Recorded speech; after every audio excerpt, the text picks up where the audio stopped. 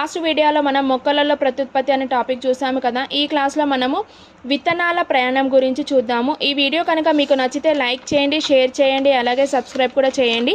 ఈ notes PDF అనేది video డిస్క్రిప్షన్లో ఉంటుంది, పీడిఎఫ్ చూడండి. అలాగే ఈ క్లాస్లో వచ్చేసి మనము విత్తనాల ప్రయాణం అనే టాపిక్ గురించి చూద్దాము. విత్తనాల వ్యాప్తికి తోడ్పడే కారకాలు ఏంటి వేటి ద్వారా విత్తనాలు ప్రయాణం చేస్తాయి? గాలి ద్వారా, నీటి ద్వారా, పక్షులు, జంతువుల ద్వారా, మానవుల ద్వారా, నెక్స్ట్ పేలడం ద్వారా ఈ విధంగా వ్యాప్తి చెందుతుంది కదా విత్తనాల ప్రయాణం. వీటి గురించి చూద్దాము ఒక ద్వారా.